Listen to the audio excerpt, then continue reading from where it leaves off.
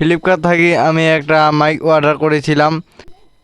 এই মাইকটা 199 টাকা হয়েছিল। এই মাইকটা এখন আনবক্সিং করব।